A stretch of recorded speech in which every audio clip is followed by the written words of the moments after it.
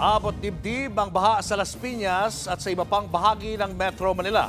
Gumawa na nga ng tulay ang mga residente para may madaanan. Live mula sa Las Piñas, nasa frontline ng balitang yan si Ian Suyu. Ian, kumusta dyan?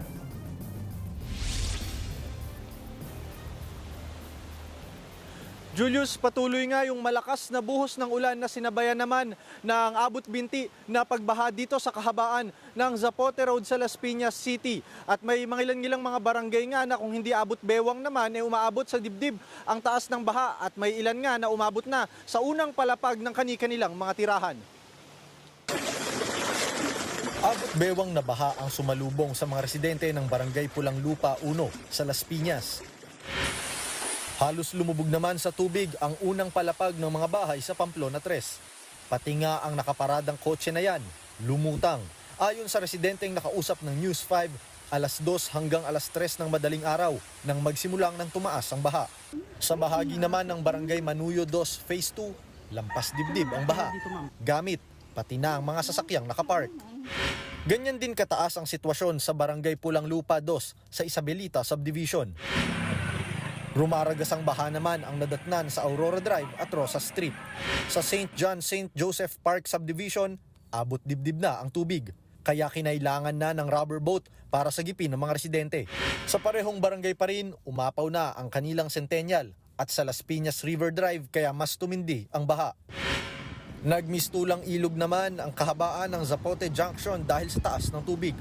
Ang ibang mga sasakyan, napa-U-turn na lang at hindi na sumugal sa pagbiyahe. May mga motorista rin na sinubukang suungin ng baha pero kalaunan tumirik rin. Pabalik na lang. Oo, para lalim eh. Hindi kaya ng motor eh. Napasukan yung karburador niya. Ang ilang tauhan ng DPWH abala sa paglilinis. Sa Muntinlupa naman, nagpamigay na ng coco lumbers ang LGU para pansamantalang gawing tulay. Abot tuhod na kasi ang baha roon at pahirapan ang paglusong ng mga residente. Gaya na lang ng Diaz Compound sa Barangay Putatan.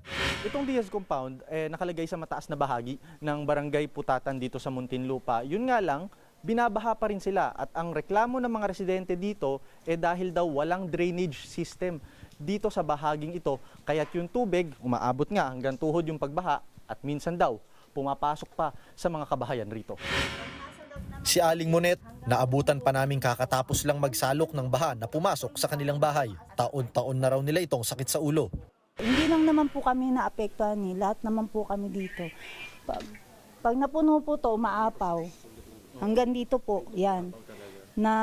Nilimas din po sila sa mga bahay-bahay nila. 8 barangay sa Muntinlupa ang apektado sa pagbaha, kabilang na ang Barangay Putatan.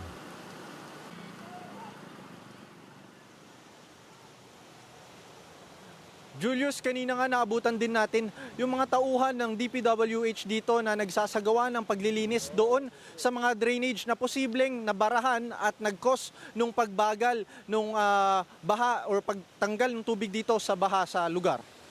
Yan muna ang latest mula dito sa Las Piñas. Julius? Maraming salamat, Ian Suyu. Mga kapatid, Julius Babaw po. Para sa komprehensibo at makabuluhang balitaan at talakayan, mag-follow at mag-subscribe na sa social media pages ng News 5.